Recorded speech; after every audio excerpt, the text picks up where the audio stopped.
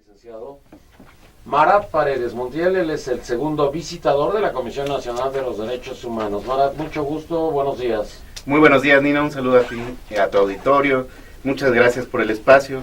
Pues bueno, en estos años lo que hemos visto en estos últimos 6 años es la intervención del Ejército y de las Fuerzas Armadas para enfrentar el fenómeno de la inseguridad. Es una situación, desde luego, que se justifica por una situación extraordinaria, por el debilitamiento de las policías, y hay una situación de urgencia que se facilitó a raíz de la interpretación de la Suprema Corte en una acción de inconstitucionalidad sobre el uso de las Fuerzas Armadas en tiempos de paz.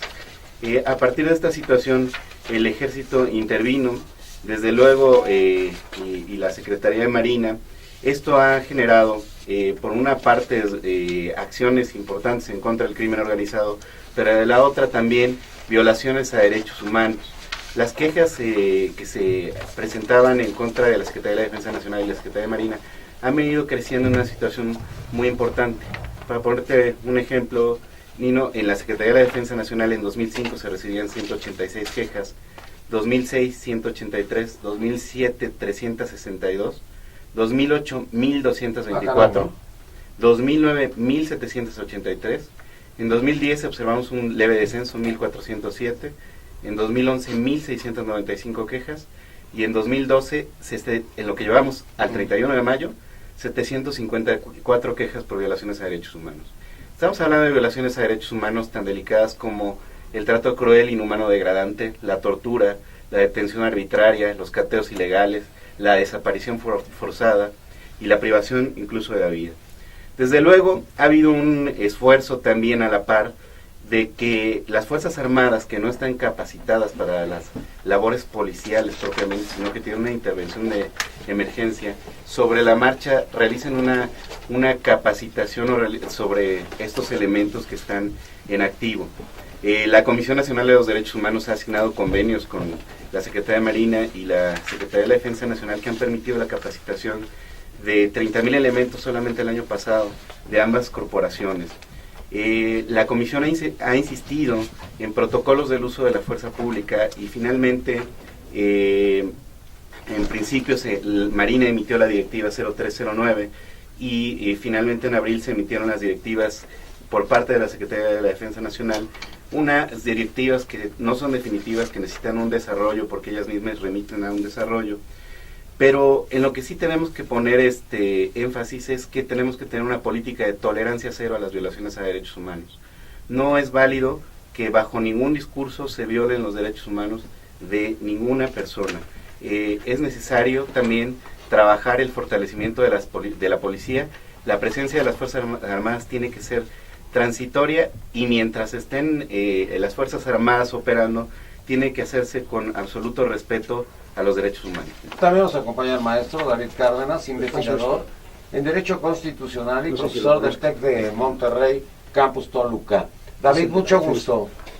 Gracias, Nino, buenos días a tu auditorio y gracias por permitirnos compartir esta oportunidad de explicar por qué es que el ejército sale a las calles. Bueno, en primer término, el ejército sale a las calles porque existe una amenaza grave para la paz y el orden interno ante la delincuencia organizada.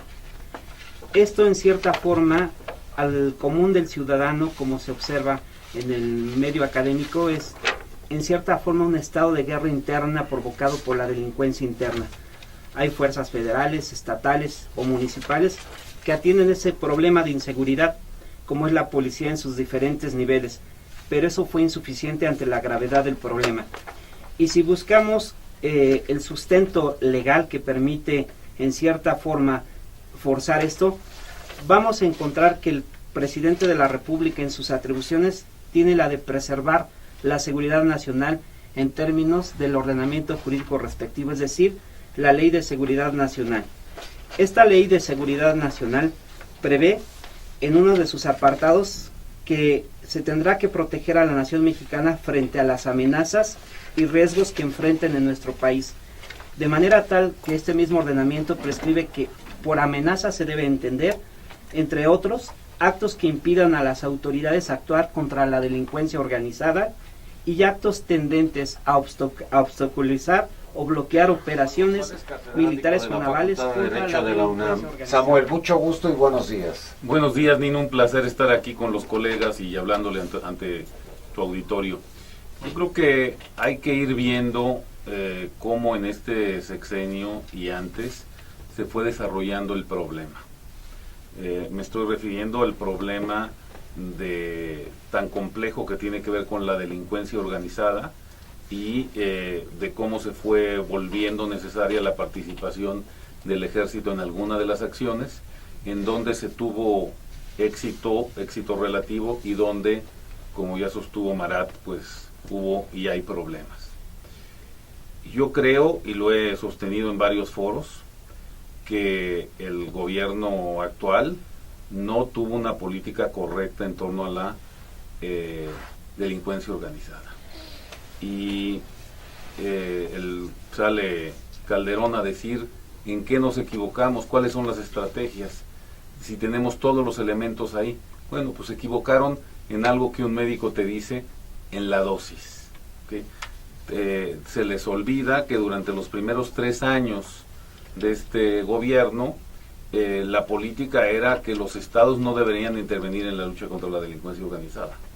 De hecho, se modificó el artículo 73, fracción 21 de la Constitución, para decir de una manera que todavía ni siquiera es clara, los que estuvimos en esa negociación lo sabemos, no sabemos si hay delincuencia organizada local y delincuencia organizada federal, o es una sola delincuencia organizada, y tenemos que tener una ley general de combate a la delincuencia organizada que no tenemos, o efectivamente el gobierno federal quiere hacerse cargo de todo lo que tiene que ver con delincuencia organizada.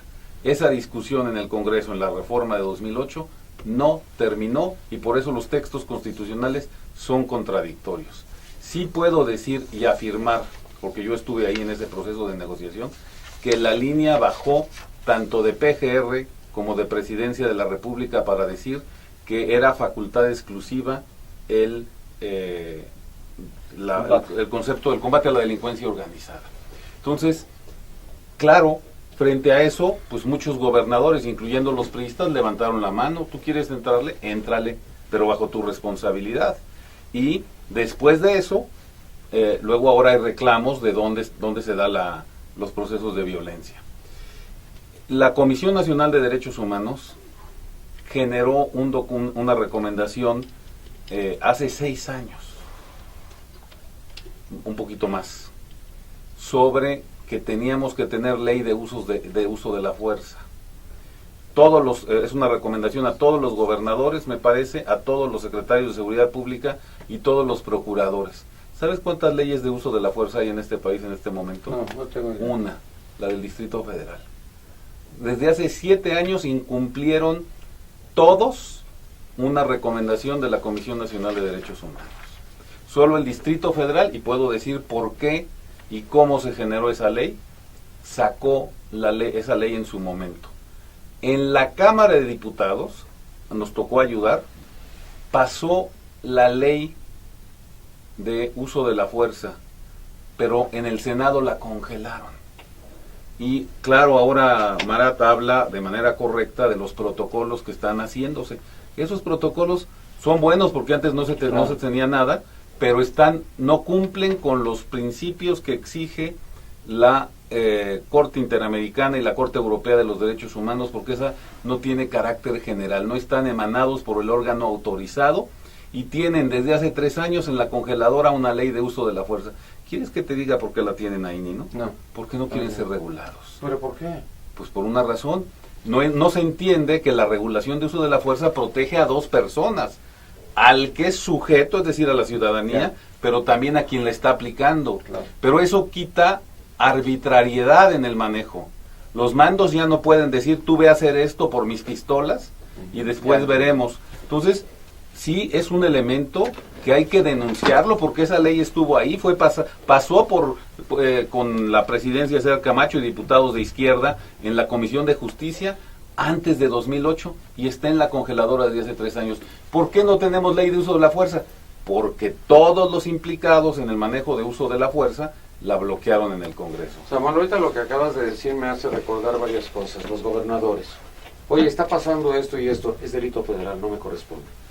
Así es, y si tú tienes esa política, fíjate bien cómo los gobernadores que no tomaron esa política y le entraron al toro por los cuernos, tienen a sus estados tranquilos y aplacados. Los gobernadores que levantaron la mano.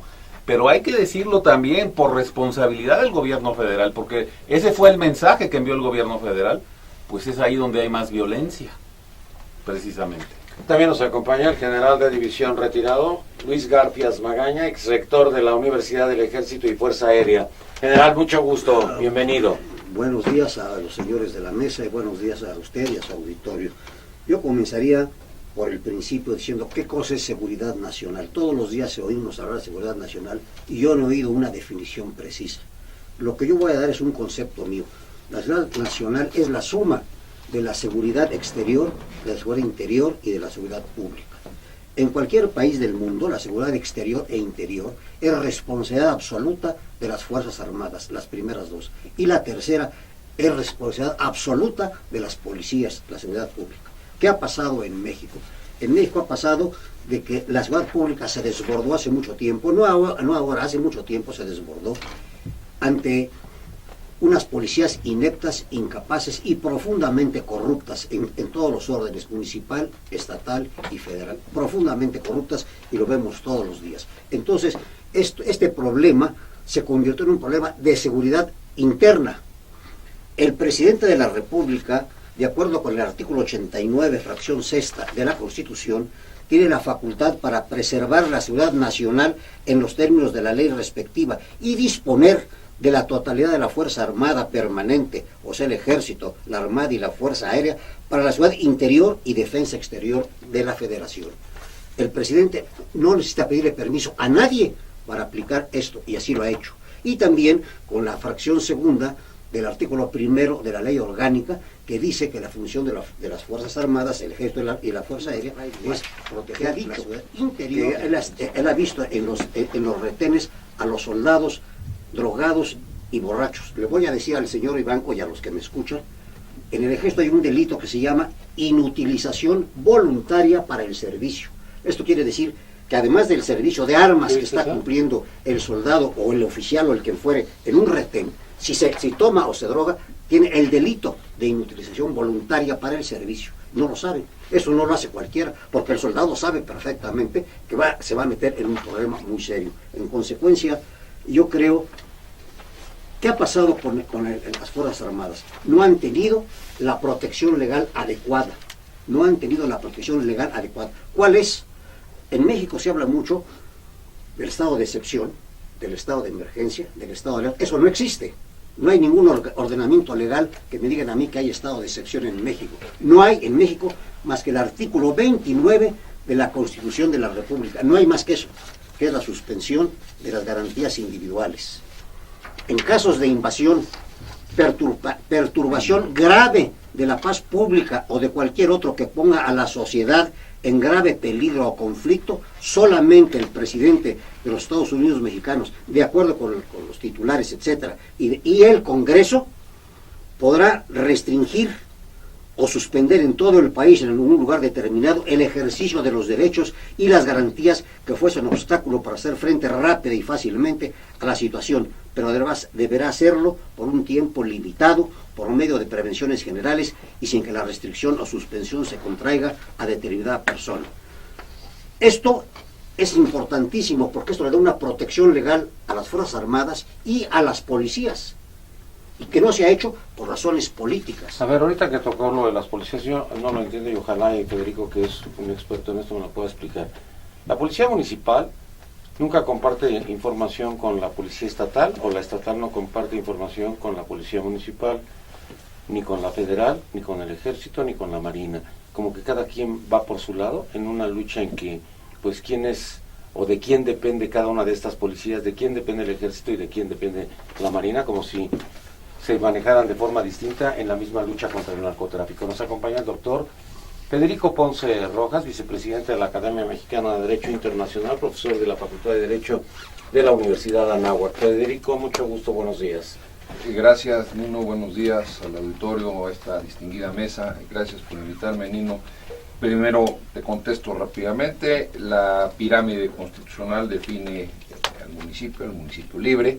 El presidente municipal de cada municipio pues, es el jefe de la policía municipal, una policía pues, que depende también de la estructura del propio municipio y pues desde luego su tamaño, sus recursos, etcétera, pero partamos de la base que los presidentes municipales en este país tienen un encargo de 3 años, lo cual es un periodo muy corto para capacitar, supervisar, etcétera, estructurar una policía formal, diría yo, ¿no? Con todo respeto, pero así es. Ahora, ¿por qué no se comparten la información? Bueno, está dividido, claro, está dividido por funciones, por leyes y sobre todo por un celo que Samuel y yo hemos vivido desde la óptica, por ejemplo, de la PGR, en donde hay un celo tremendo entre la administración, cómo va creciendo esta muy intenso de la Marina Armada de México. Como decía el señor general, el ejército expuesto hoy, la Fuerza Aérea, las Fuerzas Armadas en términos generales, expuesto hoy a un crimen organizado que no respeta, y lo hemos platicado con Arad muchas veces, hemos compartido esta mesa, que no respeta, ni quiere respetar, ni le importa un orden jurídico, mucho menos de hecho humano. Un ejército que está regulado por el orden constitucional, por ese orden jurídico, y que sale a la calle a una exposición brutal, inédita, 24 horas al día, 365 días al año. Decía el general, y hablaba de los retenes y de las críticas que un señor Vivanco, dice usted, general, hace a las Fuerzas Armadas. Las Fuerzas Armadas están en estos puestos de revisión 24 horas al día, 365 días al año, y son de alguna manera personas, individuos, seres humanos, que tienen una carga de trabajo, una obligación constitucional, una obligación frente a la seguridad nacional, como decía el general. ¿Por qué? Bueno, pues porque la seguridad nacional ya lo definió él, ya lo definimos aquí en esta mesa algunas veces, le he oído a Samuel muchas veces, y bueno, no nos vayamos más allá. El proyecto de reforma de la Ley de Seguridad Nacional establece eso rápidamente. La vulnerabilidad, los antagonismos hacia la seguridad interna y la seguridad externa, sumados, es lo que se contiene en la descripción de seguridad nacional. Vulnerabilidad de las fronteras es un concepto muy claro. Entran y salen armas, entra y sale droga, hay un tráfico impresionante de personas. Eso es seguridad pública vulnerando principios de seguridad nacional. Entonces, yo te diría, y lo he platicado también en ese sentido con mi querido amigo Samuel González, que hay un desorden, un galimatías, no solamente general en la estructuración de las fuerzas y las policías, no, en nuestro marco jurídico. Un Estado de Derecho que se respeta su marco jurídico, y nosotros tenemos un desorden impresionante, leyes que duermen el sueño de los justos en las cámaras. Decía usted, maestro, o tú, Samuel, de esa transición de la Cámara de Diputados a la Cámara de Senadores y viceversa. Hombre, Nino, una sola ley como la del Distrito Federal, que finalmente puede ser ejemplo del uso de la fuerza y cómo se han estructurado en el Distrito Federal con armonía la Procuración, la Administración de Justicia y la Seguridad Pública, eso indudablemente es algo que tendríamos que estimular. La Ley de Seguridad Nacional, que duerme el sueño de los justos. Fíjate que los corporativos mexicanos que están en la frontera han prohibido a todos sus transportes que salgan después de las 7 de la noche hacia las carreteras por el temor a los retenes. Nada más por el temor. Nunca les han hecho nada, no están pasando droga, no se dedican a eso, pero para no tener problemas y no tener dificultades a las 7 de la noche, restringido en la salida falsos. de vehículos. Hay muchos retenes falsos, Bueno, un tantito peor, ¿no? Perdón. Sí, no, indudablemente que estos puntos de revisión tienen sus asegúnes. Mira, hay unas encuestas recientes en donde, por ejemplo, el 78% de los mexicanos le pide a los candidatos a la presidencia de la República, 78, que las Fuerzas Armadas se mantengan en la lucha contra la delincuencia. También la percepción del ejército ha tenido una especie de electrocardiograma, sube, baja, picos, bajan, sí, nunca bajan del 60% de aceptación de la población nacional.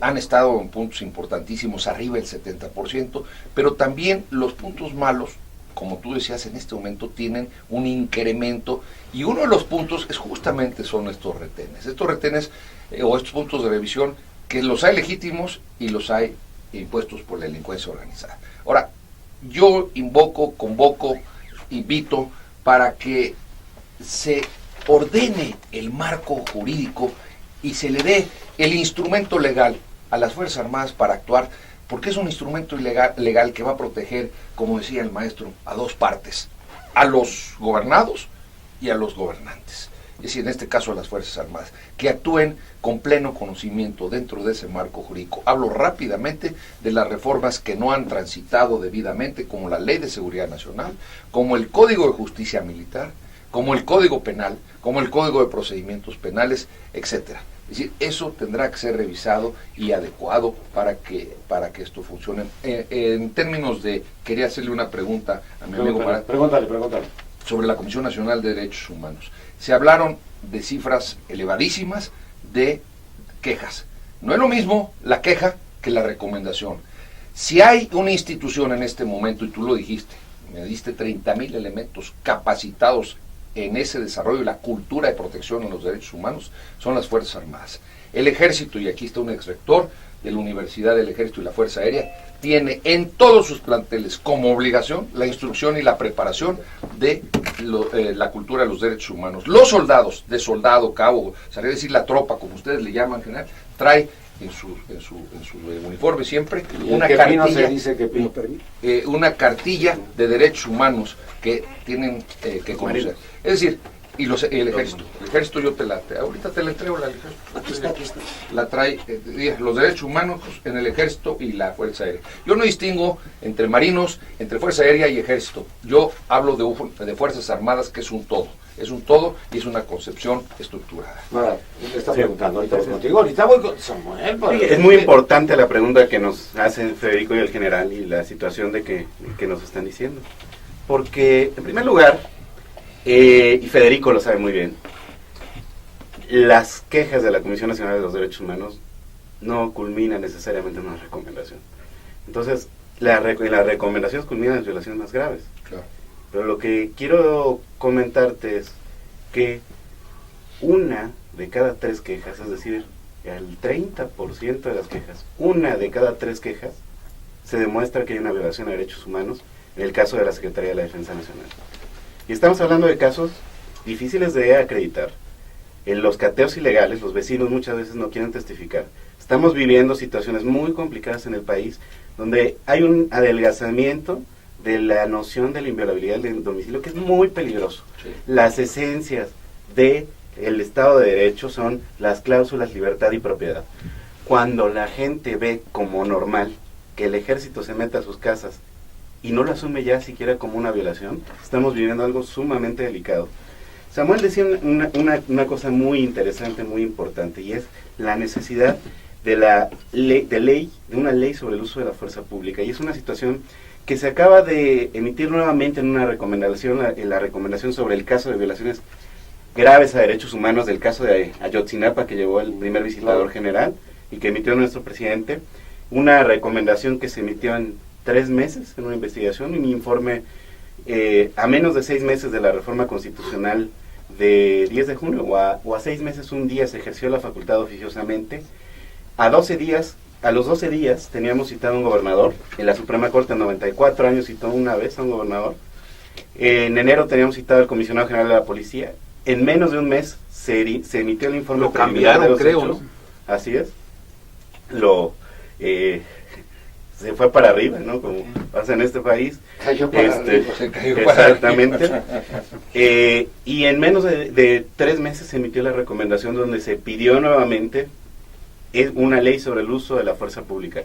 Porque más allá, y Federico habla de las Fuerzas Armadas como una integralidad, yo estoy de acuerdo con eso, pero las directivas que tiene el Ejército y la Marina son muy diferentes. Los estándares que tienen en la situación de exigencia son muy diferentes, y los de la Marina son mucho más fuertes.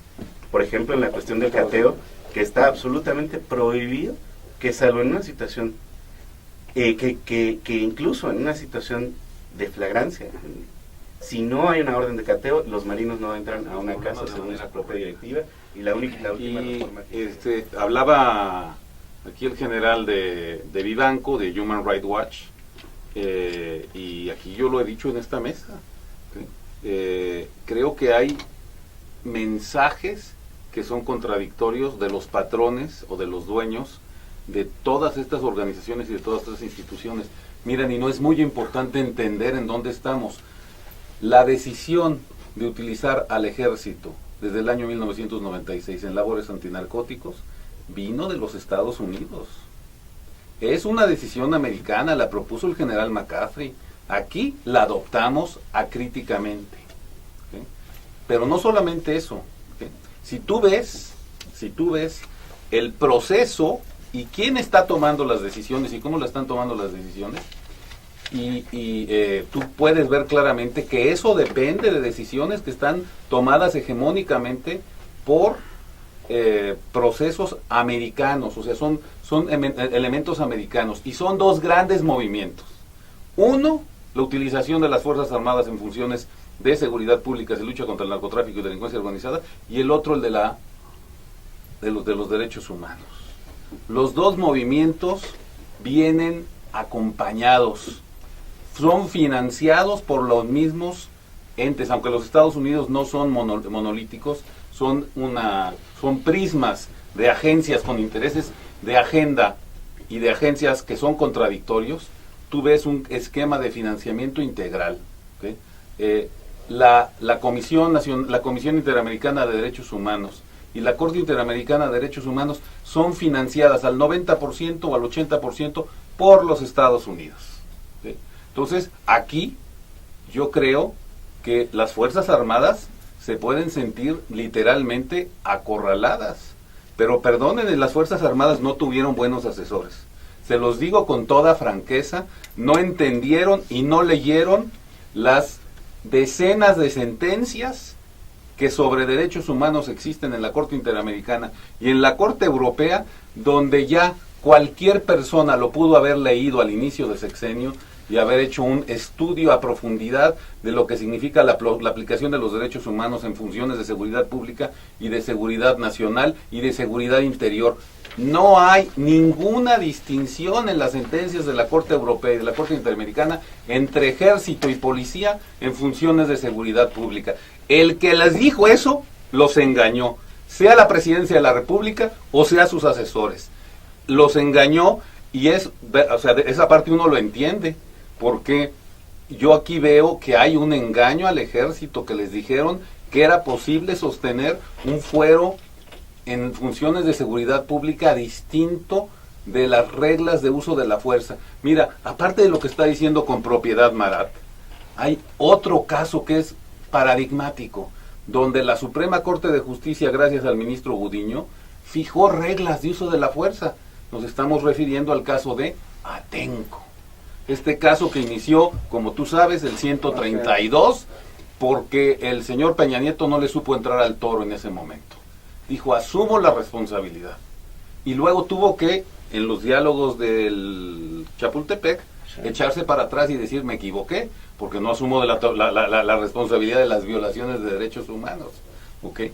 Es un elemento realmente interesante analizar el asunto Atenco, porque ahí ves que efectivamente la Corte dijo que hay un derecho legítimo de uso de la fuerza, pero también les dijo que esa fuerza tiene que ser usada con reglas. Reglas que se ha negado a acatar y que no quiere pasar.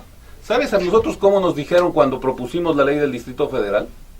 Dijeron algunas personas de estirpe militar en la Secretaría de Seguridad Pública del Distrito Federal, ¿quiénes fueron los maricones que las propusieron? Pues fuimos nosotros. Así lo dijeron. Y es que no entienden que la regla de uso de la fuerza protege a los dos. Protege al ciudadano, al gobernado, y protege a la autoridad que tiene parámetros para determinar cómo se usa la fuerza. Vamos ahí. Déjame, analicemos el caso que está refiriéndose Marat de cómo se usó la fuerza en la carretera de Chilpancingo, o sea, en el caso de Ayotzinapa. Aquí fue el debate entre el primer visitador de la Comisión Nacional de los Derechos Humanos, Luis García, y el procurador, que ya no sé si era exprocurador de Justicia del Estado o todavía venía en funciones de procurador. Aquí se dio el debate. Yo te afirmo una cosa, Nino. El estudio del caso de Chilpancingo Ayotzinapa tienes ahí reflejado lo que pasó en este sexenio en materia de seguridad pública. Decisiones que se toman en constituyentes sin tener en cuenta la realidad local. Y por eso estallan.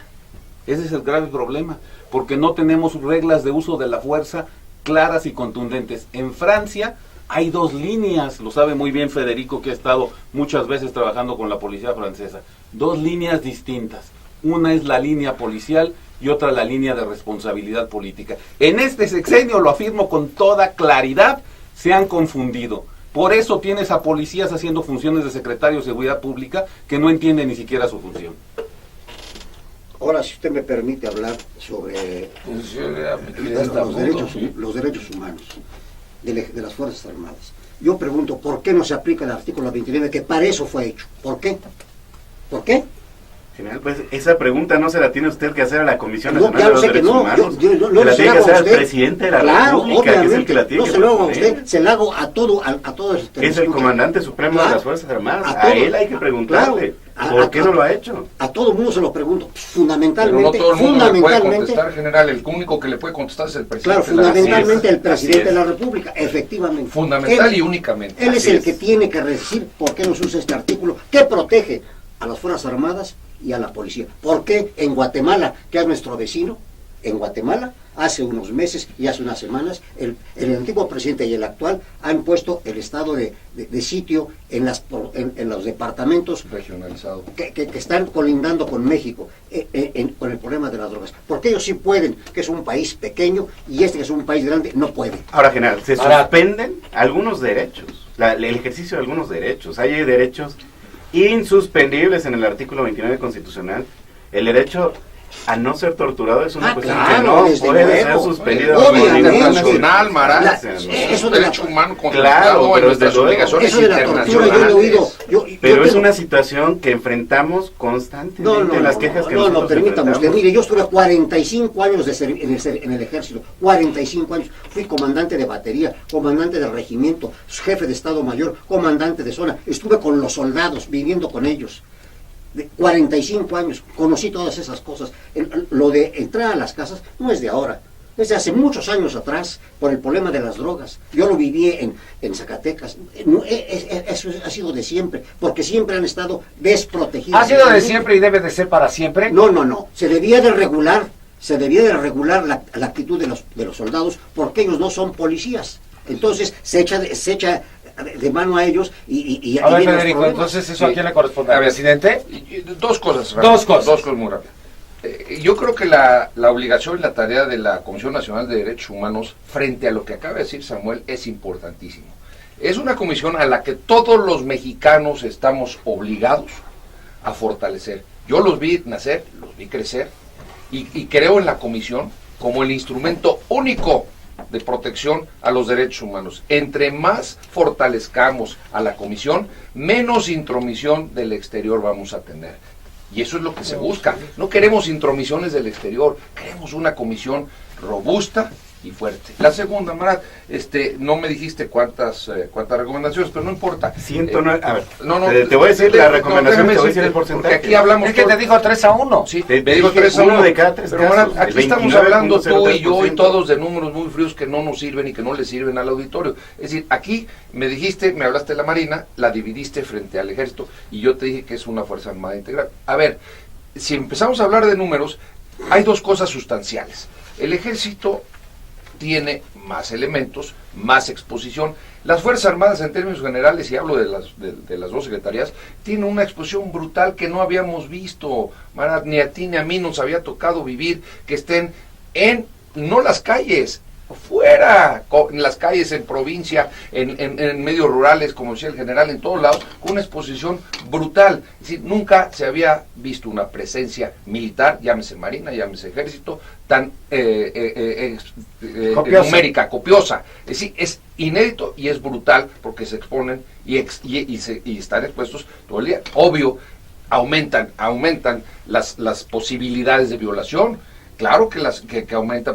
Antes el ejército salía ocasionalmente, apoyaba ocasional o circunstancialmente a la autoridad Pero civil. tú dijiste cero tolerancia. Sí, claro. Cero, estamos de acuerdo. Ver, déjame hablar, creo que te voy a hablar de las cifras de Marina. También el ejército, porque eso lo he vivido también en reuniones con el ejército, acepta, y no solamente acepta, sino propugna esa política. Cero tolerancia. De ahí su programa de desarrollo a la cultura de defensa de los derechos humanos, de ahí su mano firme a través de la jurisdicción militar. Déjeme A ver, decirle tenemos algo. 105 recomendaciones en este sexenio. 105 recomendaciones y de las cuales 64 son de tortura, Federico. No. 64 casos de tortura plenamente acreditados. Digo, es una situación que me parece muy delicada. Tan preocupante como la violación Secretaría de Marina. al principio de Secretaría de inviolabilidad Marina. del domicilio. 2005, El domicilio es sagrado. 0 quejas.